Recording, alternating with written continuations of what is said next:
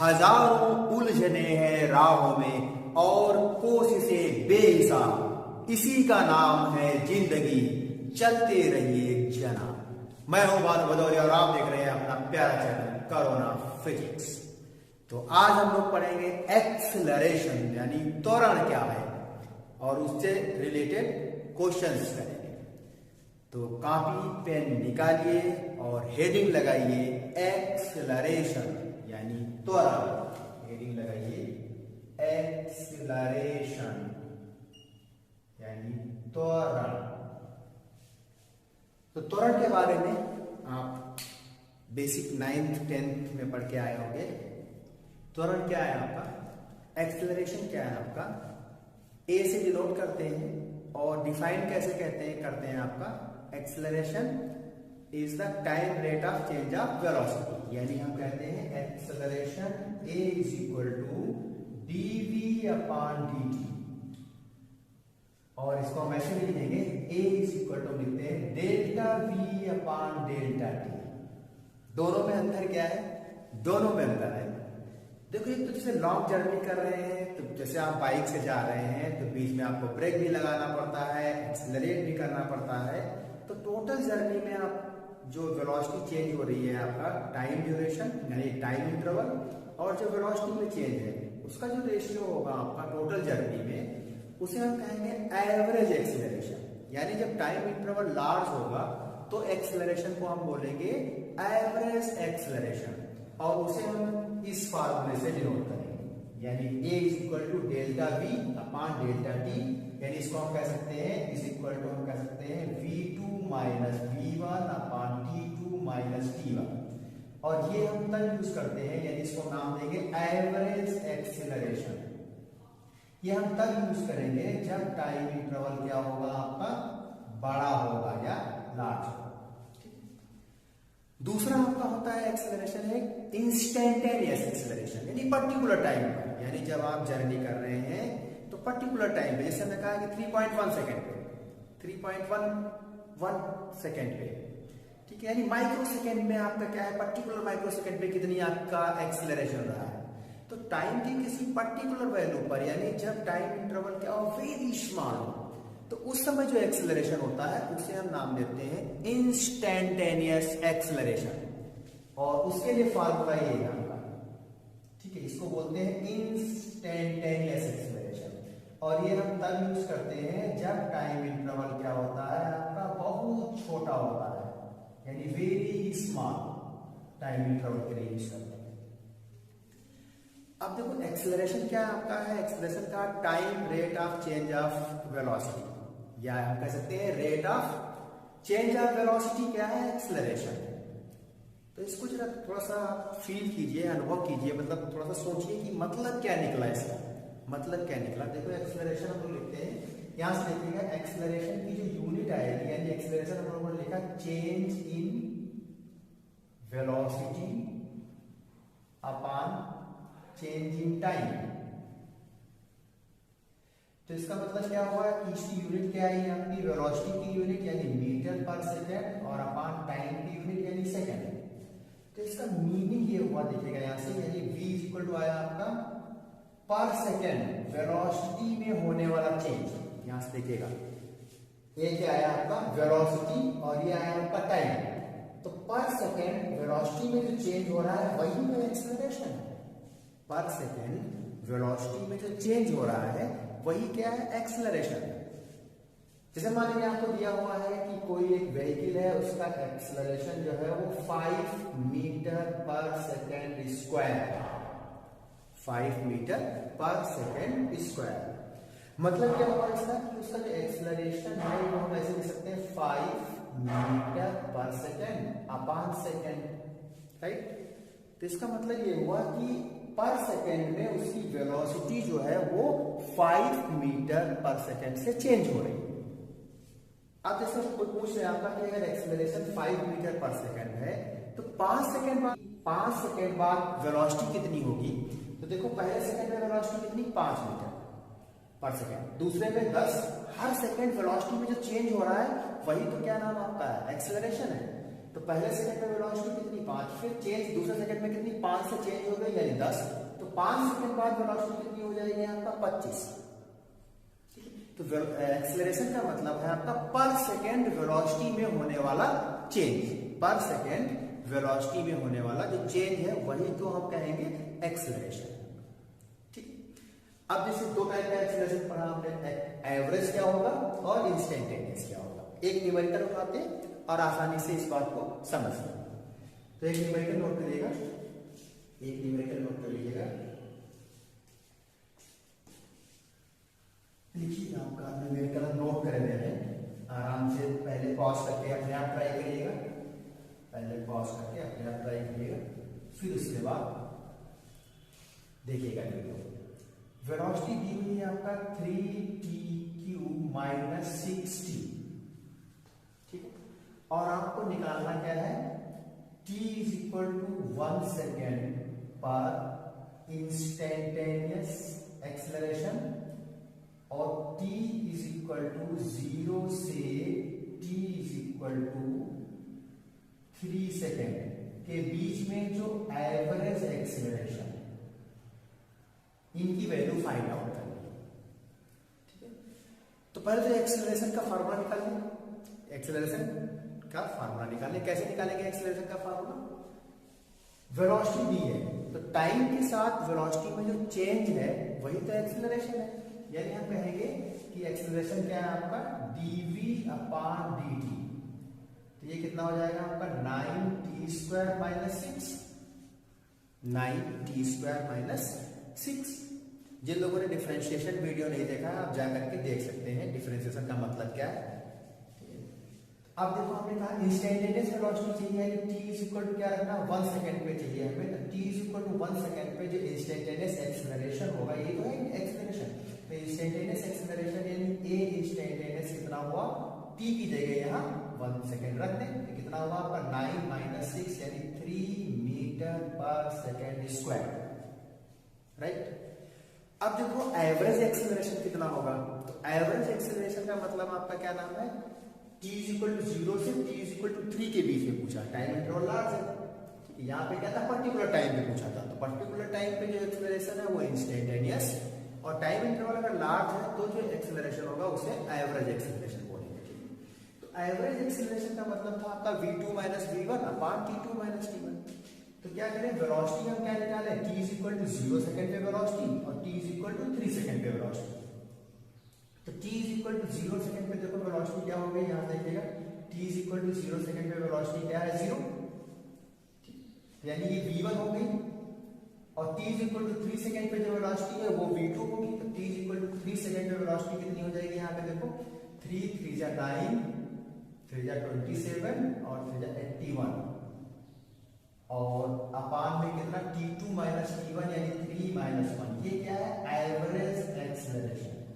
तो यहां से देखो एवरेज एक्सेलरेशन कितना आ गया आपका 81/2 मीटर/सेकंड², मीटर/सेकंड²।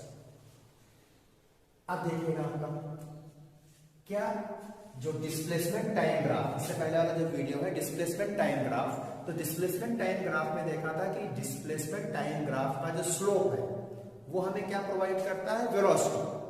तो सिमिलर वे में क्या है, अगर हम वेलोसिटी और टाइम के बीच ग्राफ ड्रा करें तो वो हमें प्रोवाइड करेगा एक्सेलरेशन।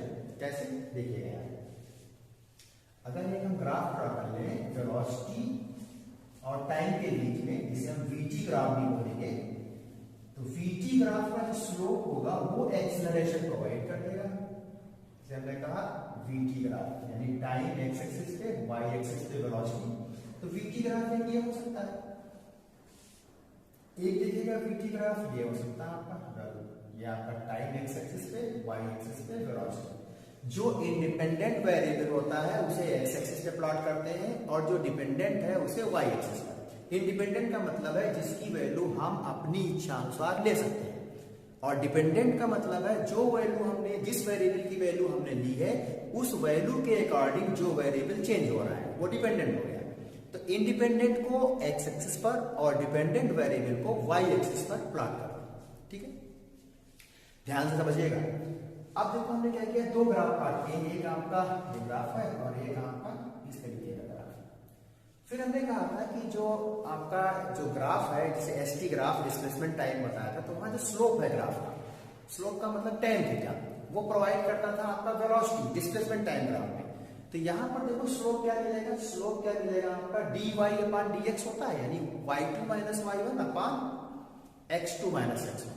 ठीक है, ये डिस्प्लेसमेंट टाइम ग्राफ में हमने डिस्कस किया है, आप देख सकते हैं अगर नहीं देखा है। तो यहाँ देखो जो आपका स्लोप होगा यानी tan थीटा होगा, वो क्या होगा आपका v में चेंज अपान t में चेंज, यानी जो स्लोप है वो क्या हम लिख सकते हैं dv अपान dt, या हम लिख सकते हैं इसी को v2 माइनस v1 अपान t2 माइनस t1, और स्लोप का मतलब tan थीटा, थीटा ये रहा।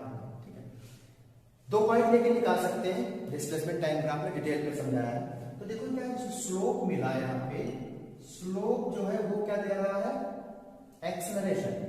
स्लोप क्या दे रहा है, एक्सेलरेशन दे रहा है। किसी पर्टिकुलर टाइम पे अगर स्लोप निकाल रहे हैं तो वो इंस्टेंटेनियस एक्सेलरेशन हो जाएगा, और किसी टाइम ड्यूरेशन में अगर हम निकाल रहे हैं तो वो क्या हो जाएगा आपका एवरेज एक्सेलरेशन हो जाएगा। ठीक है, इस ग्राफ में देखो, इस ग्राफ का स्लोप हम किसी भी पॉइंट में निकालें सेम मिलेगा, क्योंकि हर एक पॉइंट में जो एंगल है पॉजिटिव एक्स डायरेक्शन से वो क्या है, सेम है हर एक पॉइंट में। तो इसका मतलब इसका जो स्लोप होगा वो क्या होगा, कांस्टेंट रहेगा। तो इसका जो स्लोप कांस्टेंट है, तो स्लोप क्या है आपका, कांस्टेंट है, तो स्लोप ही तो क्या बता रहा है आपका, एक्सेलरेशन। तो इसका मतलब एक्सेलरेशन भी क्या होगा, कांस्टेंट होगा। यानी अगर स्लोप कांस्टेंट है vt ग्राफ का, वेलोसिटी टाइम ग्राफ का, तो एक्सेलरेशन भी क्या होगा, कांस्टेंट होगा। अब देखो इस ग्राफ की बात करें, इस ग्राफ में देखो आपका क्या नाम है कि इस पॉइंट पे अगर निकाल रहे हैं तो यहाँ टेंजेंट ड्रा करेंगे, ये एंगल फॉर्म कर रही है पॉजिटिव एक्स डायरेक्शन से। इस पॉइंट पे निकालना होगा, टेंजेंट ड्रा करेंगे तो ये एंगल बढ़ रहा है। तो क्या यहाँ देखो जो स्लोप है वो क्या हो रहा है, इंक्रीज हो रहा है। तो ये ऐसे ग्राफ के लिए एक्सेलरेशन होगा वो भी क्या होगा, इंक्रीज करेगा टाइम के साथ। स्लोप इंक्रीज हो रहा है तो एक्सेलरेशन भी क्या होगा, इंक्रीज करेगा। ठीक, तो ये आपका क्या नाम है, वेलोसिटी टाइम ग्राफ अगर दिया है तो वहां से एक्सेलरेशन कैसे निकालते हैं, सिंपली उस ग्राफ का हम स्लोप कैलकुलेट कर लें और उस स्लोप की हेल्प से हम एक्सेलरेशन की वैल्यू फाइंड आउट कर सकते हैं। ठीक, बाकी नेक्स्ट वीडियो में। अगला क्वेश्चन लिखते हैं। ये क्वेश्चन आपका है, लिखिएगा s बराबर 3t i cap plus 5t j cap. तो हमें क्या करना है, फाइंड करना है वेलोसिटी, स्पीड और एक्सेलरेशन एट t = 2 सेकेंड। हमें वेलोसिटी, स्पीड और एक्सेलरेशन t = 2 सेकेंड पर फाइंड करना है। कैसे निकालेंगे, देखो इस टाइप के क्वेश्चन, इस टाइप के क्वेश्चन करने के लिए क्या करेंगे हम कि जिस इसको तोड़ लेते हैं, आई कैप जे कैप, यानी हम कह देंगे ये एक्स कंपोनेंट है, यानी इसको एस एक्स बोल दें, इसको एस वाई बोल दें, और हम कह सकते हैं एस एक्स = 3t और एस वाई = कितना आपका है 5t। तो इसको टाइम के रेस्पेक्ट में डिफरेंशिएट करें तो vx मिल जाएगा, vx कितना मिल गया 3, और इसको डिफरेंशिएट करेंगे तो vy मिल जाएगा 5।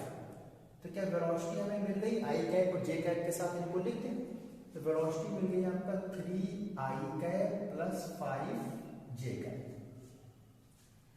देखो ये टाइम से इंडिपेंडेंट है, तो टाइम से इंडिपेंडेंट है, t = 1, t = 2, यही मिलेगा वेलोसिटी। वेलोसिटी का जो मैग्नीट्यूड है उसी को तो हम स्पीड कहते हैं, यानी स्पीड जो है, स्पीड = मैग्नीट्यूड ऑफ वेलोसिटी। तो मैग्नीट्यूड ऑफ वेलोसिटी कैसे निकालेंगे, आपका यहाँ देखिएगा, वेक्टर क्वांटिटी है तो उसका मैग्नीट्यूड निकालने के लिए क्या करते हैं, स्क्वायर रूट में आई कैप का कोफिशिएंट का स्क्वायर प्लस जे कैप के कोफिशिएंट का स्क्वायर, के कैप है तो उसके कोफिशिएंट का भी स्क्वायर करेंगे। तो क्या स्पीड मिल गई अंडर रूट के अंदर 3 का स्क्वायर प्लस 5 का स्क्वायर, यानी अंडर रूट के अंदर 9 प्लस 25, यानी कितना हो गया 34 अंडर रूट के अंदर। ठीक है, तो ये स्पीड मिल गई। एक्सेलरेशन चाहिए, तो देखो ये वेलोसिटी का क्या है, x कंपोनेंट ले लें, और ये वेलोसिटी का क्या है, y कंपोनेंट ले लें। तो वेलोसिटी के x कंपोनेंट को अगर हम डिफरेंशिएट करेंगे टाइम के रेस्पेक्ट में तो एक्सेलरेशन का x कंपोनेंट मिल जाएगा, यानी एक्सेलरेशन का x कंपोनेंट हमें कितना मिल गया आपका dvx अपॉन dt मिलेगा, dvx अपॉन dt। तो vx कितना है आपका 3, तो 3 क्या है कांस्टेंट है, टाइम से इंडिपेंडेंट है, dvx अपॉन dt क्या हो गया 0। ऐसे ही यहाँ पे y कंपोनेंट एक्सेलरेशन का क्या मिल जाएगा dvy upon dt, dvy upon dt। vy कितना है 5, टाइम से इंडिपेंडेंट है, तो हमें ay भी क्या मिल गया 0। अब हम एक्सेलरेशन a लिखना चाहें तो क्या होगा ax i है प्लस ay z है, यानी क्या मिल जाएगा 0, क्या मिल जाएगा 0। तो t is equal to 1 second पे स्पीड मिली आपको दिस मच, वेलोसिटी का एक्सप्रेशन आया आपका दिस मच, और एक्सेलरेशन कितना आया 0। ठीक है, अब एक टॉपिक और पढ़ लेते हैं, डायरेक्शन ऑफ मोशन। हेडिंग लगाइएगा डायरेक्शन ऑफ मोशन। तो डायरेक्शन ऑफ मोशन क्या है, डायरेक्शन ऑफ मोशन हेडिंग लगाइएगा। इसे मैं कहा कि हेडिंग क्या है आपका डायरेक्शन ऑफ मोशन। कैसे हम कहेंगे कि मोशन किस डायरेक्शन में हो रही है। मान लीजिए डिस्प्लेसमेंट दिया है हमें s इज इक्वल टू दिया है +5 metre, s is equal to दिया है हमें 0 मीटर, और s इज इक्वल टू दिया है हमें -10 मीटर। तो क्या हम ये कहते हैं कि ये मोशन जो है पॉजिटिव डायरेक्शन में हो रही है और ये मोशन क्या है निगेटिव डायरेक्शन में हो रही है। हम ये नहीं कह पाएंगे, ये नहीं कह सकते हैं डिस्प्लेसमेंट पता होने पर। क्यों, जैसे मान लीजिए आपको दिखा रहे एग्जाम्पल, हम कहते हैं ये ओरिजिन है हमारे पास, o को ओरिजिन मान लें, और हमने कहा ये डायरेक्शन क्या है पॉजिटिव है और ये डायरेक्शन क्या है निगेटिव है। हमने कहा कि सचिन यहाँ खड़ा हुआ है, सचिन यहाँ खड़ा हुआ है, तो ये बंदा हमने कहा ओरिजिन से 5 मीटर पीछे खड़ा हुआ है सचिन है। तो अब ये सचिन क्या है आपका इस डायरेक्शन में भी मोशन कर सकता है और सचिन इस डायरेक्शन में भी मोशन कर सकता है। तो 5 मीटर ओरिजिन से पीछे खड़ा होने पर यानी -5 डिस्प्लेसमेंट होने पर हम ये नहीं कह पाएंगे कि इसकी मोशन की डायरेक्शन पॉजिटिव है या निगेटिव है, क्योंकि ये किसी भी डायरेक्शन में जा सकता है, ना निगेटिव डायरेक्शन में भी मूव कर सकता है और पॉजिटिव डायरेक्शन में भी मूव कर सकता है। लेकिन यदि हमें ये दिया होता कि सचिन की जो वेलोसिटी है वो +5 मीटर पर सेकेंड है, या सचिन की जो वेलोसिटी है वो -10 मीटर पर सेकेंड है, तो अब ये गारंटी है कि वो कहां मोशन कर रहा होगा पॉजिटिव डायरेक्शन में, या कहां कर रहा होगा मोशन अगर -10 है निगेटिव डायरेक्शन में। तो डायरेक्शन ऑफ मोशन बताने के लिए डिस्प्लेसमेंट का पता होना जो है, डिस्प्लेसमेंट कितना है ये पता है तो डायरेक्शन ऑफ मोशन बता पाना संभव नहीं है। लेकिन यदि वेलोसिटी पता है कितनी है तो हम बता सकते हैं कि डायरेक्शन ऑफ मोशन क्या होगा। जैसे कहते हैं कि वेलोसिटी 5 मीटर पर सेकेंड है तो direction of motion positive, velocity -10 metre पर सेकेंड है तो इसका मतलब डायरेक्शन ऑफ मोशन क्या हो जाएगा निगेटिव। तो डायरेक्शन ऑफ मोशन ज्ञात करने के लिए डिस्प्लेसमेंट ज्ञात होना जो है नेसेसरी नहीं है, वेलोसिटी पता होना जरूरी है। डिस्प्लेसमेंट पता होने पर डायरेक्शन ऑफ मोशन हम नहीं बता पाएंगे, लेकिन वेलोसिटी पता होने पर डायरेक्शन ऑफ मोशन बताया जा सकता है। ठीक है।